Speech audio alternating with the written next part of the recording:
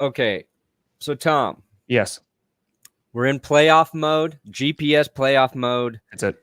Into this episode. Yeah. When there's, I don't know, let's say about 14 seconds left in the show, I'm going to ask you to run a quarterback draw. Got it. And that's how we win this one. We're going to win it all. 14 seconds left. QB draw. Nothing can go wrong. I mean, that doesn't sound right.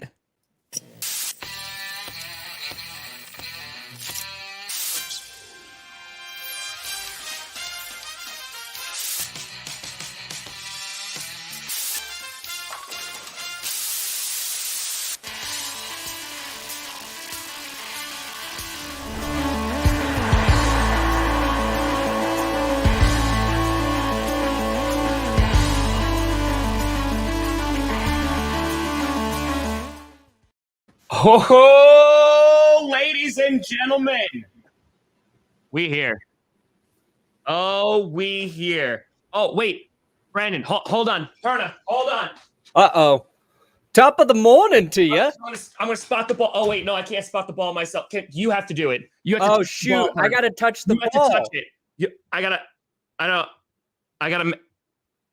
The time's up. The time's up. Now that got it. Here you go. We had it. The time's up now. This is football. It's over now. It's over. And now we lost the game. And it's the official's fault. It's the official's fault that we did it. It's your fault that we lost right there because you had to touch the ball.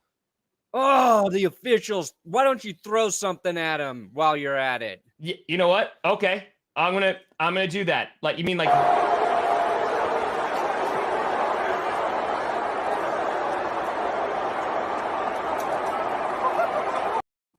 Yeah, hurt him. That's it. Bring out the purge. Bring the officials because they let Dallas lose. Yeah, bastards. Not the 14 penalties or 16 combined total carries for both their running backs and terrible clock management. It's not that. But ladies and gentlemen, welcome to another edition of the Grossi Perna Show, otherwise known as GPS.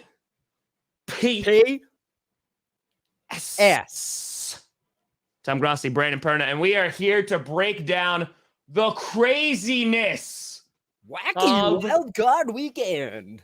Oh, yeah, and we still got one game remaining. We'll talk about that Monday night game. We'll do like a smidge of a little preview for the games that are heading up this weekend, a smidge one. But we got a lot to talk about. There's a lot to break down. Officiating. We got to talk about, holy crap, how bad these 2nd seed versus 7th seed games are. Talk about maybe we should just go back to the old days. We got to do something. We're going to break it all down today. Right, Brandon Perna? Oh, we're going to get into it, Tom. We're going to get into it. Buffalo all the way this time. Oh, yeah. Jerry Jones and all of his billions of dollars, but he still can't buy a playoff win, you know? And by the way, just a fun little stat here that's been floating around the internet. The Cowboys have now gone 11 straight playoff appearances without reaching the conference title game, and that is the longest streak of all time. So people might be like, oh, Packers, you keep losing the NFC Championship game. At least we've been there. At least you've been there. I was thinking about you, Perna, too. Not because I was trying to think of anything else than that Eagles game, but I remember when you were like, I put a parlay down, and I bet on the Eagles, and I was like, oh. Yeah. So. Yeah. Eagles killed my $2,400 payout parlay. Yeah. I'm dead inside. Thanks for nothing, Eagles, because I literally hit all 4 other games. Oh, Philly. Boy, why did I do it? I shouldn't have bet against Tom Brady. I know. That's the great sin I caused. But if you want to put together some delicious, delightful, entertaining football in steroid enhancing bets, do it through DraftKings Sportsbook. Do it. And use our code GPS when you sign up over at DraftKings, okay? Because with the playoffs right now, DraftKings is giving you 56-1 odds in honor of Super Bowl 56. Oh. Bet just $5.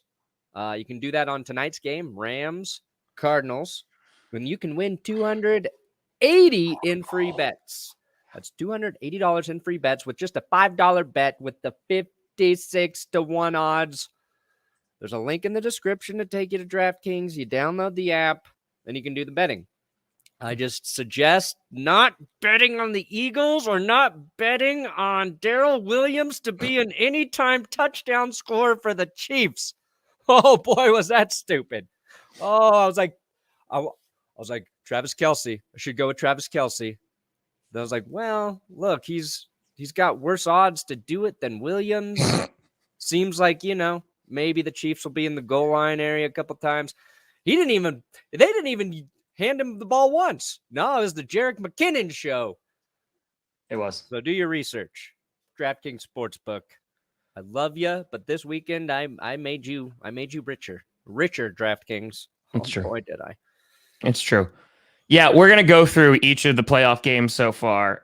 We got 5 to go through. By the way, Tom Grossi is 5 for 5 in his playoff predictions thus far. Wow. Don't want to brag. Rub it in my dumb little face. Don't want to brag, but Tom Grossi. All right, buddy. Can we actually, before we even talk about like individual games, can we talk about the 7th seed? Like, can we have a conversation about it? Yeah, I think we should. Good God.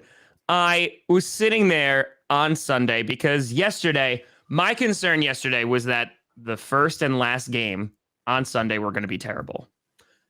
And I was right. They were terrible. Not if you're a Buccaneers or a Chiefs fan. Nay. And I thought maybe for a second, like the Steelers game, like with TJ Watt, I was like, you know what? Put him on every single position. Just every single position, put him there, and maybe the Steelers could have won. Yeah. But at this point, we have gone through 4 games of 2nd seed versus 7th seed. Last year, we had the Colts and the Bills. We had the Bears and the Saints, the first Nickelodeon game. So that's the stuff of nightmares. Then we had yesterday the Eagles versus Buccaneers and finished it off with the Steelers Chiefs. 3 out of those 4 games were awful. Terrible. And not even close. Like, not even remotely. The Eagles coming back in the 4th quarter. No, that was the Buccaneers going like, sure, I don't care. Just like score. Because here's pity points at this juncture. Have a touchdown, you filthy birds, you. So here's the conundrum that I'm faced with, because I actually like that only the 1st seed has a bye. And maybe I'm biased because it's just been my team in the NFC who's gotten it. But I like it because basically it's just a further incentive of how important that number 1 seed is. But they're increasing the amount of games, and we know why they're doing it, and it's for money. But the quality of the games in that small sample size of 4 games, and 3 out of the 4, 75% of them being garbage, it's just boring as hell. Like, it's just a bad product that's being put out. It was perfect. The NFL had it perfect because usually the final team that got into the postseason was good. Yeah, they deserved to be there. Wildcard teams push their way to the Super Bowl every now and then. Right now, those wildcard teams are showing they don't deserve to be there, and they are mediocre. They are very mediocre, and when they go against top flight teams, when the game matters, they are getting out coached. They are getting outplayed, and they are getting their asses beat. And look, that can happen in the playoffs. The Patriots deserve to be there, and the Bills spanked them. They spanked the crap out of them. Sometimes that happens. It's okay. But according to the 2020 collective bargaining agreement, league officials made a good faith estimate that the expanded postseason, so just those 2 extra games, would generate about $150 million in revenue every year. So we can complain, we can bitch, we can moan, we can talk about how bad the football is. The NFL is going to keep it because it is printing money for them. And the owners, I believe, split a little bit more than half of those additional earnings. Oh, yeah. So, that's like extra $4 million a year per owner. Yeah, they rocking. They vibing with that. And here's the thing, because it's not just a 2nd versus 7th seed issue, because as was just mentioned in the chat, I feel like if the Colts were in the game, and I feel honestly if the Chargers were there too, the games would have been more entertaining. I think and I'm not saying they would have won, but at least would have been closer in some of those matchups. And do you then point to scheduling? Because people were complaining about scheduling last night. They were talking about like that's the problem, because you look at like a team like the Cowboys who had a cakewalk of a schedule, and every time they encountered an opponent that was above 500, they usually lost. You had the Eagles who had a cakewalk of a final schedule, like in the back half of their season. I don't know. I think that having the 2nd and 7th seed and the disparity between them just highlights all the issues that I just talked about. And that we just talked about, but the NFL doesn't give a crap because they're like, money, please. Money, please. Money, please. Credit card, daddy. Yeah. So, I mean, yeah, it was. How do you fix this? Do you go back to the old way and just have the 1st and 2nd seed have a bye? Yes. You just do that. Just do what worked. I mean, you could make you could have the whole final regular season finale flex. So week 17 of football could all be flex games. And then you just pit the bottom feeding playoff teams against each other. And we kind of got that. Like you had Chargers, Raiders fighting, right? So you can't argue with the Raiders going in, and the Raiders deserved it. Yep. But maybe you could make the final week of the season a pseudo wild card final week. Probably not. Seems very complicated. That seems like it would be super complicated. Or because I think what I said originally, like I don't like either of these things, to be honest. I don't like the extra week, and I don't like the extra team in the playoffs. If it was one of those, I'd be like, okay, it is what it is. Because then the playoffs would have started earlier and what have you. But since we got both, and again, it's for money, because that extra week, is bringing them even more revenue. Yeah. I'm just not a fan. By the way, yes, Demetrius. Yes. Demetrius. The last 3,000 people watching already, Tom. We crushed it. GPS, baby. GPS. All right. So yeah, I don't know how you fix that. I don't know if you just like change playoff rules as it is. But 2nd and 7th seed games this year and most of last year was just boring. And I think we still watched it because we love football, but like it just wasn't a great time to watch that. So, I mean, Matt, maybe it's that you put like the 7th and the 6th seed against each other. Then I just don't know what you do with the 2nd seed, because like you still deserve like some compensation for doing well, but we'll see. We'll see. All right. Well, let's jump into these games, Brandon Perna. Woo! Okay. Saturday, we had 2 games. You had the Raiders taking on the Kitty Goes Meow Cincinnati Bengals, arguably the most complete competitive game of the weekend. Yes. Had that. The game started off looking like the Bengals were going to run away with it. They score. So like the 49ers too, like those opening drives from the Bengals and the 49ers executed perfectly. And then teams start settling for field goals. And then the Raiders get back into it, Derek Carr. It's crazy that the Raiders, not only are they considering moving on from their head coach, but Derek Carr's future is uncertain with the Raiders. And it just seems silly because I'm not sure he's the problem there. The Bengals, I thought, got a little lucky, too, because they lose Trey Hendrickson in that game to concussion. And he's a game wrecker, and he was wrecking the Raiders. And I thought maybe Max Crosby would be the difference maker for the Raiders. But I think we just saw like the Bengals from top to bottom are just a better team than the Raiders. They got the win. They got the early whistle. They beat the whistle. I guess that's where we should start, maybe, Tom. The whistle play. Joe Burrow, incredible throw. Dude, one of the best I've seen. Like, that was Josh so Allen clutch. People were like, wow, that's Aaron Rodgers-esque or Patrick Mahomes-esque. Because I thought he stepped out of bounds. I legit, and I think the official did too, because he just stays in and throws it across his body in a pass that should never be completed, and he's wide open. Yeah. Now, here's what I'm going to say, Perna. when I was watching the broadcast, I keep it really, really low because I don't want that copyright. And so like they kept showing it over and over again. I was like, oh, they must really be obsessed with this play because it's just good. And the chat started blowing up like there was an early whistle. And when I watched it back, like the ball is traveling through the air and I feel like it's nearly in the wide receiver's hands. Yeah. However, to be fair, like I don't think it's as big of a deal.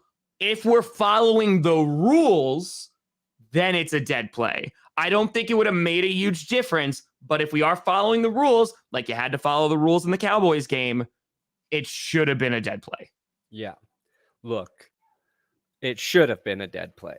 Yeah. That said, the Raiders couldn't stop the Bengals there, and the whistle, in my eyes, did not affect the play at all. Tyler Boyd got open in the back of the end zone because Burrow extended the play, and the ball was like in the end zone, in the air when that whistle blew. I don't think the Raiders defender who was in coverage there heard that and just stopped covering. You know what I mean? Like, yeah, it wasn't egregious enough to affect the play. It just, like, if you're a Raiders fan, you just feel bad about it. You're just like, it's going to gnaw at you. You're going to be like, man, I know it didn't affect the play, but they should have called it correctly. And that game was a touchdown difference, at the end. So that's the real issue. Like, if that play doesn't count, you replay the play. Do the Bengals score a touchdown there? I don't know. We don't know that. But it's like, if the Bengals run one more play there, how does that affect the rest of the game? Like, do the Raiders score late? Like, you can play the whole butterfly effect, and it's not as sexy because you don't have Ashton Kutcher to help you do it. But sure. Like, you want to see, that's the whole thing. We bitched about the officials all year long. We did. Some calls more egregious than others. All fans want is the game called correctly, right? And it feels like the NFL just refuses to fix mistakes made by the officials in the game when it seems to us as fans that they can do it easily. They can do it easily because we have instant access to replays to get the calls correctly. We just want the freaking sky judge. We want the sky judge, the blimp judge flying around in the Nickelodeon blimp. I don't care. And he's calling down to the refs like, no, you blew the whistle early. That play is dead. No, that should not be roughing the passer on Derek Carr. No, that should not be roughing the passer on Tom Brady. Yes, you needed to touch the ball before that play was set, and the Cowboys did not get it off on time. Good call. Like, they just they're not working. It doesn't feel like they're working towards fixing that issue. Well, and it sucked because I can't tell you how hyped I was for the playoffs. Like, I was so excited come Saturday. And the first game, while competitive and fun, I was like, there's ref ball already. Like, it already is like bringing down my excitement because you're like, this is ridiculous here. Because it's like you said, it's the roughing the passer, right? It's the whistle that's blown early. Now, that officiating crew is not going to be working the rest of the postseason. The NFL is like, if you're the Raiders, you're like, cool, thanks, guys. Like, you're like a little late than never. But at this point, like, I'm not saying that there are other officials out there that are necessarily amazingly better. No. Because you saw it in multiple games. You've seen it throughout the season, but you saw it in multiple games. And it's funny because you look at it as like, wow, the refs suck. And it's really easy to pinpoint it. I just think it's funny too when fans latch onto it, like Cowboys fans who are looking at it, be like, well, we got screwed because of the refs. Yeah. I'm like, you need not so much. You need because that happened twice, and we'll talk about that game. That they weren't set because like they had their special teams unit out there, and it took forever for them to get the offense over. And they were like, "Oh well, they were in the way. It's delay of game." I was like, "Well, you get out of the way. Like you have to get out of the way there." And on the final play, which we'll talk about, the ref has to spot the ball. You can't just spot it yourself. But that comes down to bad coaching and preparation. I heard so many former players talking today, and they're like, no, everybody knows the ref has got to set the ball there. So the fact that Dallas didn't do it, that's an issue with the Cowboys. It's an issue with Dak. It's an issue with the coaches. They need to take charge of those situations and know. And even another bad call, the Eagles game, and it was Dude, that hold on that Jason holding was Kelce. so bad. That really was like the first drive the Eagles started to put together where they're getting close to scoring. Boom, negates a huge play by the Eagles, backs them up. It was not a hold. I was doing the live stream during that game, and I was trying to describe what I saw happen. And one of the people in the comments was like, "What you just described sounds a lot like a hold." I was like, "It's not though. It's not. It's not though. It's not." By the way, we have over 4,000 people in here right now. Let's go, baby. Let's get it. I got no thumbnail because YouTube's being a piece of crap, but I don't care. We're still vibing. GPS, baby. GPS. So yeah, I think the Bengals were definitely the better football team.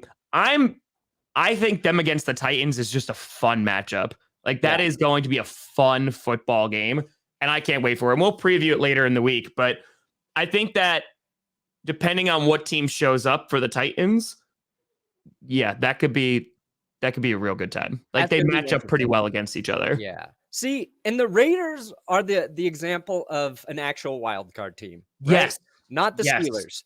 The Raiders deserve to be there, and they proved it. They beat the Chargers, and then they played well against the Bengals. And the Bengals, like, they could go to the Super Bowl. So, like, that is not crazy. That does not sound crazy. Yeah. And so credit the Raiders for playing well, keeping that game competitive.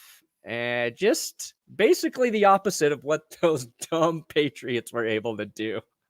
Oh, my God. Yeah, let's talk about that game. By the way, best part about it, first of all, I had Bills fans. They were this is therapy for them. This was pure therapy. Best part about it, Brandon Perna, this picture right here. Oh, my God, yes.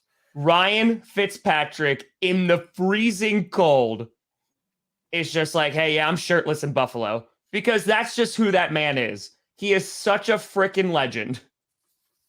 That's Fitzmagic. You are watching Fitzmagic. So in a way, Ryan Fitzpatrick did get to the playoffs, courtesy the Buffalo Bills. No, it's the Bills!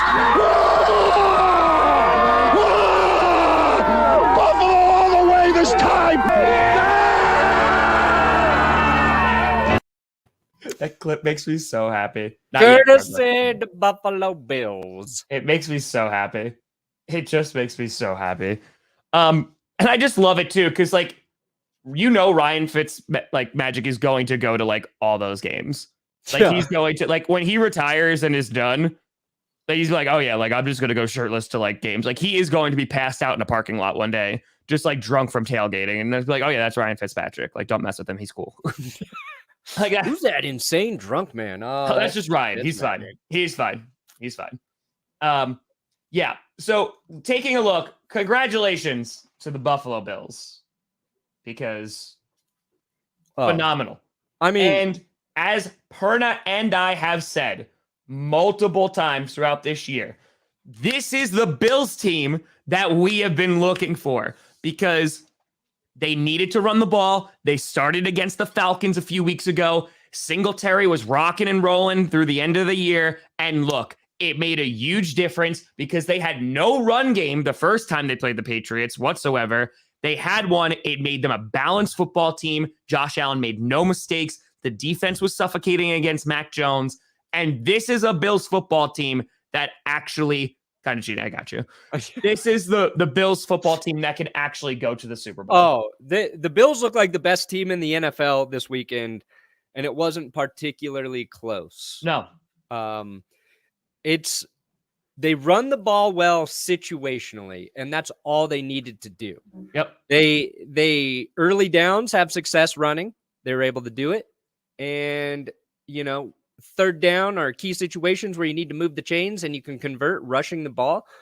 That makes them impossible to defend. It makes them look like they looked last season when they were lighting everybody up with Josh Allen throwing to whoever the hell he wanted to, and they did it again. Yep. And here's the kicker, though. Here's the kicker. Their defense is the best defense in the playoffs right now. And their offense just beat the other defense you could argue is the best in the playoffs. So What they did to the Patriots, I think, benefits them, even though they got to go into Kansas City this next week. That game is going to be amazing. They can handle the Chiefs. The Chiefs defense has been better, but basically I think the Steelers offense makes the Chiefs defense worse. Like the Chiefs defense was like, oh, this is a playoff offense. No, the Steelers lulled you to sleep. Yep. And the Bills might take advantage of you this weekend. They're just like, you would worry about special teams because Tyler slapping the baseman missed so many PATs. Yeah. But he was kicking a rock. He was kicking a solid rock. And he doinked it. And he doinked one in, I believe. He did. He doinked it in. I think he'll be better next week. I couldn't be higher on the Bills right now because of what they did against that Patriots defense. And they got plays from the 2 touchdowns from Dawson Knox, 2 touchdowns from Devin Singletary. Emmanuel Sanders scored. I think Gabe Davis scored. It's hard to count all the Bills that scored in that game. Dude, 7 drives, 7 touchdowns. It was it was the first perfect game in the play. People were saying it all like ever. No, it was the first one in the playoffs where no field goals, no punts, like just touchdowns all the way, baby. Yeah. So all the way. It's like, it doesn't mean that they'll play perfect against the Chiefs, obviously. But if you're basing on this last weekend's performances, you got to feel the best about the Bills. Maybe second Chiefs, if you're talking about AFC teams. Sure. But again, they played the Steelers, who we just said weren't a real playoff team. Well, that's the thing, too, with the Bills, too. Josh Allen had Kurt Warner against the Packers in the wild card stats. He threw more touchdowns than incompletions. And I remember that because that was seared into my brain when that game was going on years ago. So, yeah. I don't know how the math works to determine passer ratings, but Josh Allen was like less than a point from a perfect passer rating. I think that system is flawed because that was a perfect game. That was a perfect passing game by Josh Allen. Also, you had the Bildo, which... Oh, yes. The Bildo. Bildo Baggins. Old Bildo. You know what was hysterical, too? Is like they were throwing Bildos, and then in the Chiefs game, they were throwing toilet paper every single time there was an extra point in the stands. You just saw it. And I was honestly like, wow, I wonder if the Steelers are going to go get that fan and not eject him, but see if he wants to play quarterback because he was slinging it a lot better than their quarterback. This is our arse. Wipe it. Yeah, pretty much. So the Bills beating the crap. Now, I know you took great pleasure in that. I mean, if you're the Patriots, there were some people who are like, do you fire Bill Belichick? I don't think so. I mean, I know that you just like let the world burn. Just let it burn to the ground. Yeah, fire him. I'll let the Broncos take him. Okay. Yeah, he's not the problem. Like, I think that this defense under him, because of a lack of depth, like we've said before, is problematic. And I think on top of that, the Patriots kind of overachieved this year in terms of like just looking at it on paper, and that they had a good run game, they had a good defense, but you had a rookie QB. It's always hit or miss, and you got a guy who, made mistakes down the stretch, as a rookie is going to do. If he gets better, I think the Patriots are going to be back to where they need to be. Yeah, they'll be fine. Mac Jones isn't like a transcendent talent, all right? He's a rookie quarterback who did well because he was playing on the Patriots, and he very well could turn into a very, very good QB. But rookies in the playoffs at the QB position is typically a bad recipe. Yeah. And Patriots fans are eating that disgusting dish that was served to him. And look, I mean, Mac Jones made a rookie mistake, took a shot to the end zone. That was a nice play by Micah Hyde. The whole ripped out by Micah Hyde. Yeah, he got. And after that play, the Patriots stood no chance. Like, that's where their momentum died, because it looked like they were going to answer with the score, and they didn't. And then Buffalo just snowballed their momentum and killed the evil empire in real time. Oh, they're so happy though. I'm so happy for Buffalo Bills fans, because it's funny thinking about, not to make it about myself, but thinking about the Packers and the Bills. like this really can be like revenge tour. If you have the Packers and Bills in the playoffs, because the Packers have a chance to exercise those demons, and the 49ers, who have been a thorn in their side, they beat them like 0-4 in the playoffs, like Colin Kaepernick did for 2 years, 2019 NFC Championship game. You have that, or maybe it's 0-3 with Rodgers. You have that. The Bills, Patriots ruining them for 20 years. If you beat the Chiefs, you go back to last year's AFC Championship game. The Titans, they're a familiar foe. I'm just saying, Packers also could beat the Buccaneers. The storybook could be there. And that's why I'm saying Packers Bills would be the greatest Super Bowl. Oh, I think that would be incredibly entertaining. He did fake spike the ball. That was pretty funny. Oh, Mac Jones? That was really funny. Fake spikes the ball and then gets sacked. He faked out his own line. Just got the shit sacked out of him. He did. I was like, what are they trying to do? I don't know. And they only had like one guy rushing off the edge too. And he still beat his guy and still sacked Mac Jones.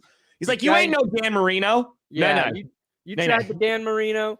Ben Roethlisberger tried the Dan Marino. Neither succeeded, but they both got their ass kicked. Yeah. Like Marino went out. His last game was that 62-7 loss in the playoffs, right? Roethlisberger tried to get close. Get close. Couldn't quite pull it off. So you have those games. So you're like, okay, it was fun to watch the Patriots get their asses kicked by the Bills. So like it wasn't it wasn't a good game, but it was like a fun therapeutic like blowout. It was kind of like the Browns Steelers game from last year, like that wild card. Like from a football standpoint, it wasn't good, but we all loved to see it. Like we were all just having a good time, except urinating tree. He wasn't having a good time. No. And then you fast forward to Sunday, and you're like, okay, Perna, you came in pretty confident that the Eagles could actually get it done, that they could actually win. And no Leonard Fournette, I was like, yeah, maybe there's a shot. When I heard playoff Lenny wasn't playing, I was like, oh, Eagles got the advantage here. They do. Yeah. And credit their defense, who kept them in the game. They sacked Brady 4 times. You would think, a team that scores 31 points like Tampa did, that the defense didn't do a great job, but 2 early touchdowns really set the tone for the Bucs. But after that, the Eagles defense gave their offense chance after chance after chance, and the offense just could do nothing. Yep. It was so disappointing. They couldn't run the ball. Hurts looked off. After the game, he was in a walking boot. We just crossed 5,000 live viewers. Oh, let's go, baby. Hell yes. And so maybe Hurts was more injured than we thought, but you should have put Gardner Minshew in if that was the case. But the difference was because I streamed the Bills game and I streamed the Eagles game. And the Bills game was fun, even though it was a blowout. And the reason being, the Bills offense was explosive. It was dynamic. The Bucs offense, even though they won, even though they did well, it was not fun. They were not fun to watch. Sure. It was classic. It's why people really actually hate watching Tom Brady. He was just taking smart throw after smart throw, what the defense was giving him. Check down here, check down there, 8 yards, 3-yard pass turned to 10-yard, 10-yard pass. They were just methodical going down the field, which is great. That's a great way to have an offense. Good. I'm not knocking it. Yeah. But if you're watching it and that's like a blowout, it's infuriating because you're not even getting the luxury of these great plays by the Bucs offense to keep you entertained. Instead, you're just like, oh, God, here's another 5-minute drive that's going to end up in a touchdown for Tampa. And then the Eagles are going to answer with the 3-and-out. And that's the way the game went. And then as soon as the Eagles started to find some rhythm, holding call, Jason Kelce, take the 30-yard gain and move it back. So I don't think people should be completely out on Hurts. Yes, he did not perform extremely well against one of the best defenses in the league in the playoffs. Yeah. Possibly injured. But really, Hurts needs better coaching because the play calling was bad. Criticizing his footwork, like some things that will improve his deep ball accuracy, which is what he gets knocked for. And yeah, no, he was not great, but neither was Mac Jones. Does everybody want him fired? No, because you think the Patriots coaching staff will correct that, will help him improve. I don't think people believe, even though they overperformed, that the Eagles coaching staff can get the most out of Jalen Hurts. And now that people know how to slow down the Eagles the way they want to run the ball, that Hurts is not Lamar Jackson. Well, and that's kind of what you need to keep that offense going. The thing was, like, Hurts's accuracy was not great. Like, he definitely missed a bunch. At the same time, though, he was constantly under pressure. Yeah, the offensive line did him absolutely no favors. They totally got away from running the football. They could not run it effectively against the Buccaneers. And let's be very honest here. The Buccaneers defense played really damn good football. Like, they were fast. They were like getting them behind the line. Like, they played really good football. And it seemed that every time, because it honestly looked like there are times where Hurts was trying to do the exact same thing that Tom Brady was. It was like, let's just throw these short little passes. Yeah. The difference was the Buccaneers were all over that. Yeah, so, they were breaking no plays. And then finally they started targeting Dallas Goedert downfield, and they started to move the ball. It's the routes, the combo of routes that the Eagles receivers were running was getting criticized by Troy Aikman Live, who was pissed off that he wasn't on the Cowboys game. But I think there's a lot of correctable things there for the Eagles. And I get it. You lose in the playoffs embarrassingly, and you want to blow it all up. One, be happy your team made the playoffs, okay? Because nobody expected the Eagles to get there. Sure. Two, what would happen to the Bills if they cut Josh Allen after his rookie season when he looked incredibly inaccurate? Like, give the guys chances to develop and grow. Like, I just did a video about Trevor Lawrence. Yeah. And the narrative is like, is he a bust? Like, you got to give these guys some time. We used to expect rookie quarterbacks to suck. And I know Hurts isn't a rookie. Yeah. But it's basically his first full season as a starter. And I think he played well. I think you can build with him. You give him a couple years. And if he's not the answer, then you move on. Because it's not easy to just freaking find QBs either. Trust me. I'm heading into offseason number 7 where I'm looking for a damn quarterback as a Broncos fan. Yeah. No, I get it. And the thing is, too, the Buccaneers did not leave this game unscathed. Like, they kicked the crap out of the Eagles, but Tristan Wirfs, like, he is questionable now for, like, the divisional round, and that's big. Now, we still have a game tonight, which we will talk about, between the Cardinals and the Rams. Both of them, especially the Rams, have a good pass rush. So I think I will be honest, I think the Rams are a really bad matchup for the Buccaneers. If there's a team, if the Rams could not screw it up and turn the ball over, I think they definitely could beat the Buccaneers. Yes.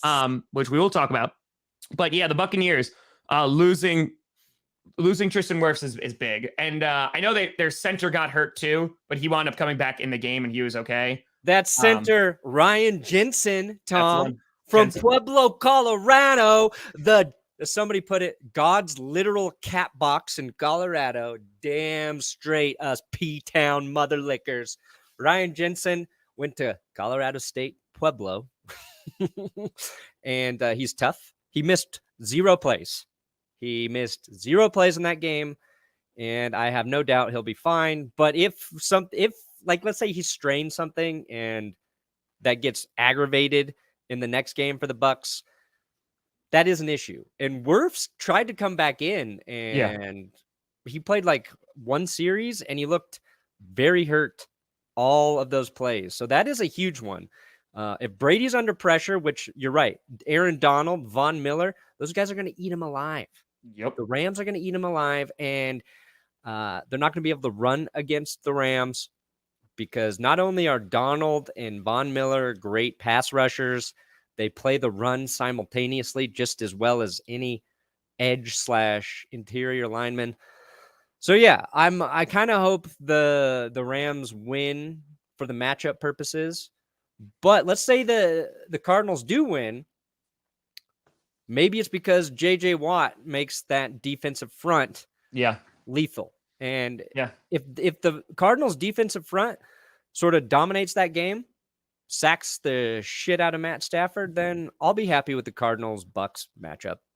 Because Arizona, if they click, they can hang with the Buccaneers offensively. Same with the Rams. Like, both of those teams can score points with Tampa, even if they get down. And that the Eagles couldn't. They're not built to dig themselves out of a big deficit. So, anyway. Yeah.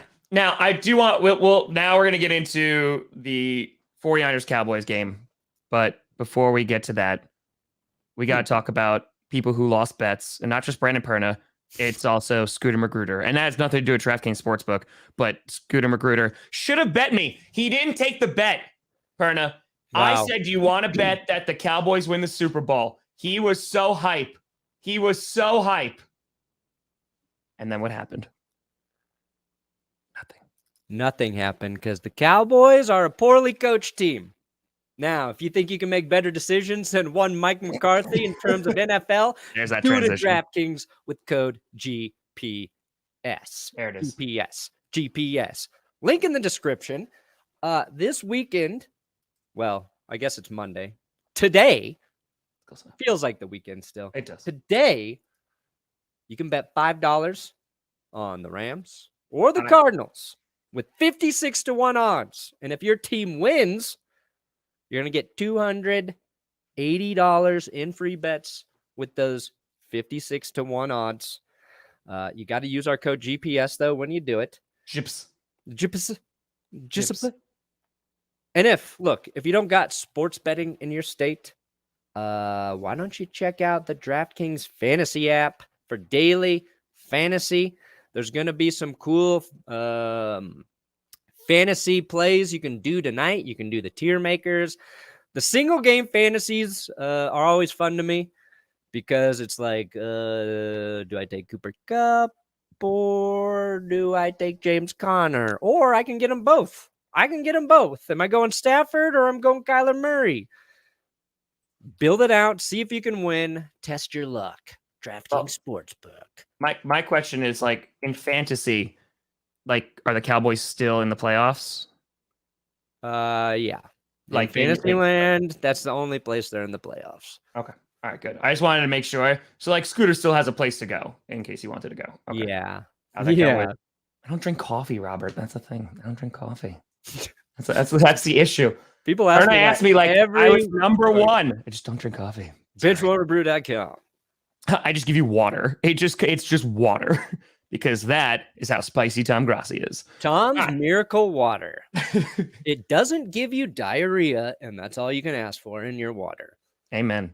All right, let's talk about this 49ers Cowboys game in which Scooter Magruder was very confident on Clickbait Sports, and he was like, no, there's no way that they lose. And here's the thing. I'm sitting back. I'm watching that game. First half, 49ers look unstoppable. They looked like a very scary football team. And the Cowboys, they couldn't do a thing. They looked awful. Now, the thing was, as the game went on, 49ers let off the gas a little bit. I don't know if they started just getting tired. Pass rush started not getting home to Dak as much.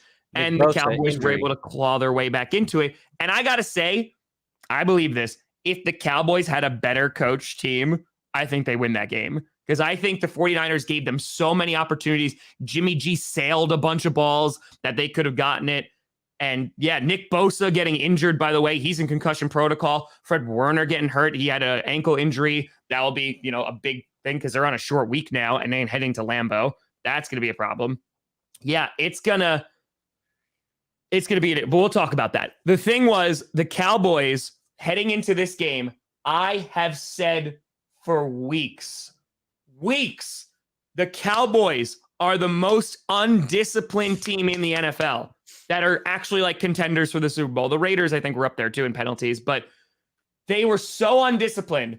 Then throw that in with the time management, the fact that they really haven't played or beat quality opponents, all that put together, and they get away from the run. And all of that happened on Sunday. It was a perfect storm of all the problems with the Cowboys season, and they still almost won, but it hit all at the same time, and they just couldn't get out of it. You change one of those things, maybe you give, more chances to Pollard or Zeke, because the fact that you gave that to both of those guys a total of 16 times combined, like, I don't know how that's in the game plan. Listen, the 49ers have a good defense, but they got away from it completely, and what they were doing wasn't working. So that was wild. The timeouts, terrible. The management of the clock, terrible. Everything was just Terrible. bad. And it just kicked the crap out of them. Yeah, I was kind of fascinated by watching Dan Quinn watch Kyle Shanahan let a lead dwindle late in a postseason game. I was like, who's going to win this one out? It's the Spider-Mans pointing at each other. Yeah. Honestly, I think Dan Quinn should be interviewing for the Cowboys head coaching gig. And I don't think Dan Quinn and Kellen Moore did themselves very many favors in terms of convincing an NFL team to give him a head coaching job. Although I'm sure some desperate organization like my Broncos will name Dan Quinn their head coach very soon. Pain. But yeah, it's, to me, the Cowboys just find ways to squander a ridiculous amount of talent. Like, dude, they're one of the most talented rosters in the NFL, and they just can't win in the postseason right now. Dak doesn't play his best football. They, like you said, they couldn't run it, and their defense did slow down San Francisco after that opening series. And teams like the Niners with Kyle Shanahan, which I watched with Mike Shanahan for a long time, their opening series or two, they have scripted plays. They go into the game with like 15 scripted plays, and their offenses always execute them. And it's just like those teams scoring early, incredibly hard to defend, but good defenses will kind of adjust. And you saw the Cowboys do it until Randy Gregory started getting flagged too many times. You saw a little lack of discipline there. All the things that Tom said would cost the Cowboys, it did. It did. Undisciplined. And I think the Cowboys are at a disadvantage by playing in a bad division. Like, their sword was not sharpened this season. It was dulled by the Giants, the football team, and even the Eagles, and all the other crap teams they played along the way. I mean, listen, Dak Prescott got the MVP, and I voted for that, by the way. I voted for Dak Prescott for MVP because Trubisky won it last year, and I was like, yes, the losing quarterback needs to get it. Oh, yeah, 100%.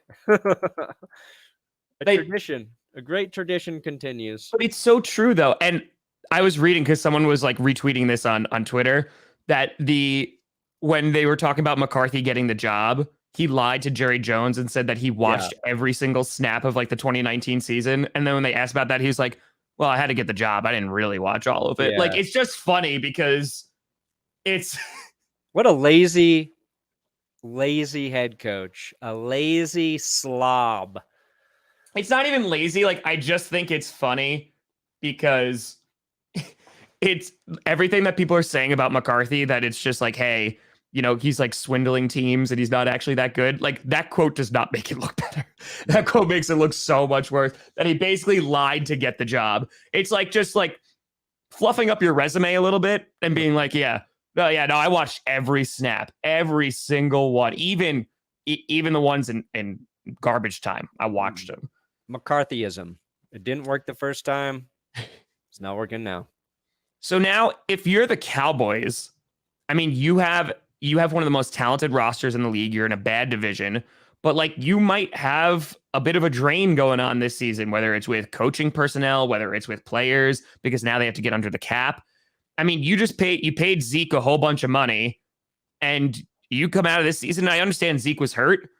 You would come out of this season though, and you're like, okay, well, Pollard outperformed him almost every single time that he was on the field. I don't know what you do. They're dead. They're dead now. Dead. The good thing is that the East is so bad that like there's not really a contest. Like the Giants are in hell. Like, they're not getting out anytime soon. The Eagles maybe, but who knows what's going on with them? They got a lot to fix. Yeah. And then you have the Washington football team, which who knows what they're going to be. So yeah, the 5 teams in the worst cap spots are number 1, Saints, 71 mil over, Packers, 37 mil over, we're more than Vikings, 37, 19, yeah. Cowboys, 13. So probably not going to be fruitful free agent off seasons for any of those teams. And I will say there's, the Cowboys have some young talent. And if I'm Tom Grossi, I'm a little worried that George Kittle has been limited the last 2 weeks. 1 catch for 18 yards against the Cowboys. I feel like they've been saving Kittle for the Packers. And we'll see. We'll see what happens if he's more involved in the offense. And that's the other thing. Like, as talented as the Cowboys roster is, the Niners, they've got like Deebo Samuel, one of the most dynamic playmakers in the NFL. In the NFL, yep. George Kittle, one of the best tight ends. Brandon Ayuk, a little underrated there. Their issue is like Jimmy G's not overperforming. Like Jimmy G threw a god-awful interception. The reason the Cowboys were in that game was because Jimmy G screwed up. He didn't even throw for 200 yards.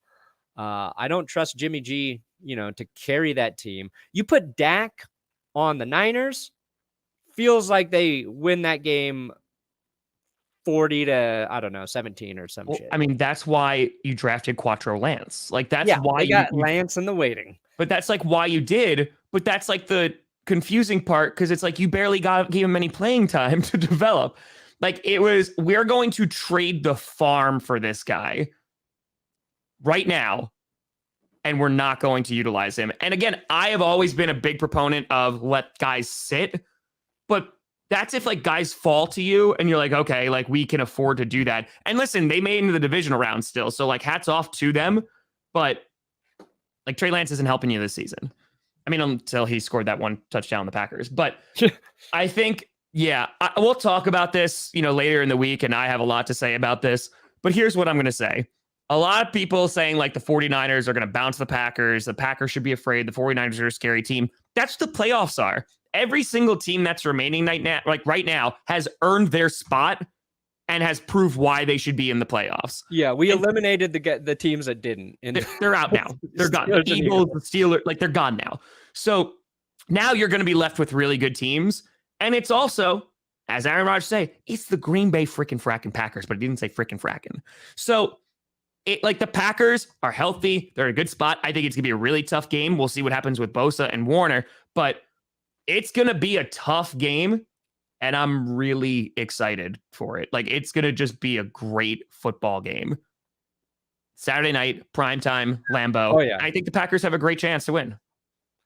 Do you think Trey Lance, we should start with Uno Lance right now, and he can add numbers for every Super Bowl he wins? Yes. We could go the opposite way. Yes. Uno Lance, Dos Lance, then he's Trey Lance. You can get to Quattro. That's a 4 Super Bowl winning QB. Mm-hmm. Yep. Cinco, exactly. 6, 7, 8, 9, 10, 11, 12, 13, 14, 15, 16, 17, 18, 19. We were talking about 69. That's 69 in Italian. Whoa. 69. I thought that was Santa Claus. Yes. Well, it is. The new Santa Claus. It is given.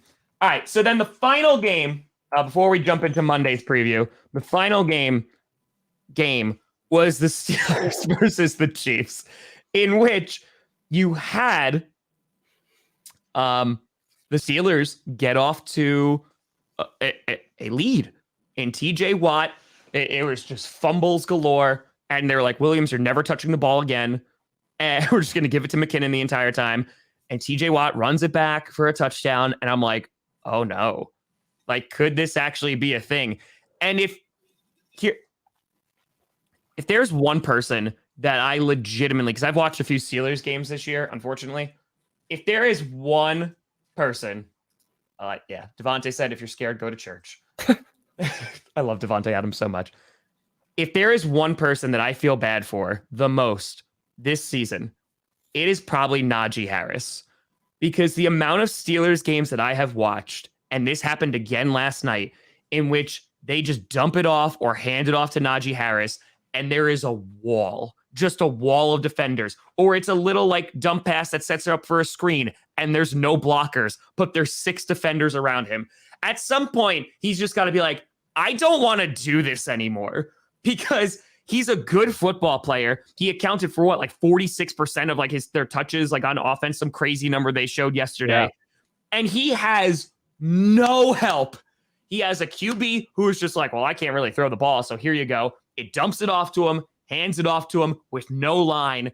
And he's got to just be like, I hate life. Like, this was the worst. The good thing is that if they actually invest in an offensive line and get a QB, they'll be good. But this rookie season, oh boy, he was thrown into the fire. He got beat up, and with no glory to pay it off. Don't blink. If you're a blinker, cut your eyelids off. And he still has his eyelids, thank God. Don't blink. If you're a blinker, cut your eyelids off. What a quote. And that's what happened. That's Mike Tomlin, baby. That's Mike Tomlin. The Chiefs scored... how many points did they score? Mahomes, 5 passing TDs in the span of 10 minutes and 30 game seconds. Fastest ever in the postseason.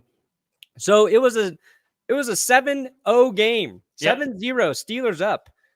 And then the Chiefs scored 5 touchdowns in the blink of an eye, where their eyelids were removed for Mike Tomlin's viewing pleasure. You need complimentary football, especially in the playoffs. Like the Steelers defense, hell of a first quarter, no points allowed. Yep. Pretty good in the first part of the second quarter there. But when your offense isn't moving the ball, giving you time to rest, putting pressure on the opposing team, you lose your power as a defense. I don't care how good your defense is. If you're not getting help from your offense in the postseason, you're just going to get got. It happened to the Eagles. It happened to the Steelers. And it was unfortunate because the Steelers offense is so hard to watch. And it's like when your quarterback's old and his body's falling apart, your playmakers have to make every single play. And Deontay Johnson had a couple of the dropsies early. It's like, it just kills it. It kills any chance you have. Dude, and that one play, Roethlisberger's in shotgun and Najee Harris is next to him and he just holds the ball. And it's like, okay, what is he doing? He's going to throw. And then he's just like, nah. Like, it's not a delayed draw. Like, it literally, like, he stood there and forgot what he was supposed to do and then just handed it to Najee Harris, who then got murdered immediately. Like, there was defenders right a foot in front of him. And they're like, oh, here you go. It was wild.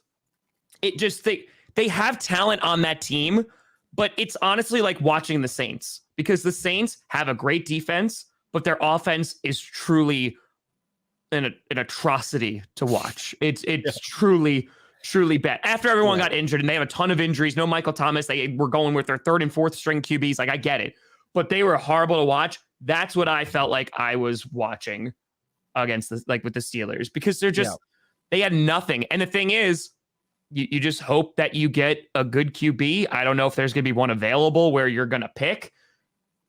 I don't know. They're in the middle. I mean, it's going to be an interesting quarterback draft. I think they can definitely get a rookie QB, but they should be in the market for a free agent acquisition at the position, and I'm just not sure they are based on how that organization does things. Yeah. But if you were a free agent NFL quarterback who was very good, I won't name any names, Russell Wilson, Aaron Rodgers, the Steelers would be a top destination in my opinion, but I just don't feel like they're going to give up a bunch of draft capital to acquire a quarterback. So Steelers might be heading down a path, Steelers fans, that they haven't gone down since who I don't even know when, because the Steelers are always competitive. They're always competitive, yeah. Like the Packers are always competitive. You lose that QB and you don't replace it, You're the Denver Broncos, and life is not that fun as a football fan. And life is sad. Final thing, we have one game left in the wild card weekend, the super wild card weekend, and that is the Cardinals and the Rams. This was probably the hardest game of the weekend to predict. I'm sitting here on Monday. I still don't know because I don't know what team is going to show up. The Cardinals are so wildly inconsistent. On top of that, the Rams, turnover machines and not in a good way. Stafford, how many times do I get to say it? Last 4 games, 8 interceptions. Not a good look. Matthew Stafford is going to be the person who determines that football game for the Rams. They have a good run game when Sony Michel gets going. Cam Akers is back for his second game now. The defensive line is good, and they have the secondary.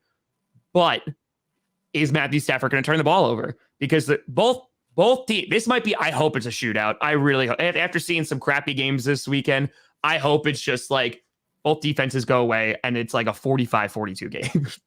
Yeah. Let's see if Kyler Murray puts it all on the line. Yeah. Let's see if Murray puts it on the line because it looks like he's been playing a little scared ever since he came back from that injury. That's just kind of my observation. It's like the juice, the magic's gone, and I don't know why that is. Maybe defenses just kind of figured out the Cardinals. Not sure. My prediction, Matthew Stafford, 300 passing yards, 300 plus passing yards, 3 touchdowns, no interceptions.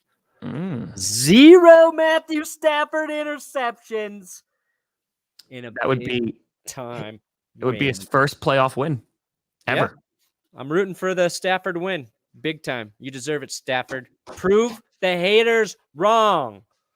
Something I'll never be able to do. Every hater that criticizes me is 100% accurate. You suck, idiot. Yeah. That's a valid point. That's true. That's true. But we'll see. It should be a great game. I'm looking forward to it. I want to thank everybody because we had over 5,500 people in here live. I don't even have a thumbnail because YouTube crapped the bed. But we're rocking. We're rolling. Make sure you like the stream. Subscribe to both channels. Subscribe to Grossi. Subscribe to That's Good Sports. Do it up. This was by far our best stream of the year. Oh, yeah. Besides when John Gruden got fired and we did like that late episode. But yes. That one was pretty hot. Scheduled GPS. Phenomenal. We'll be back here on Wednesday to break down, of course, Matthew Stafford's no interception game. Maybe. We'll do the power rankings for all the teams left. Then it gets real interesting. Power rankings is going to get real interesting this week. But folks, Brandon Perna, what do you got coming out? You doing best and worst? Oh, you can't do best and worst today. Best and worst might come out tonight. Late night. I'm gonna have all of it done except for the final game. If I can get it out tonight, it'll be out tonight. If not, tomorrow morning. Also working on a Russell Wilson video on which teams actually make sense for him to go to and the latest rumors about him wanting out of Seattle. Mm-hmm. And Tom, what do you got? 1,800 videos. I might do one other video today. I'll be streaming tonight, of course. Oh, yes. Of course. And then, and this week's going to get crazy. But, folks, we appreciate you tuning out as you have all season for GPS. I'm Tom Grossi. That's Brandon Perna. You've been navigated. And you've reached your destination, which, if you're the Cowboys, is losing home.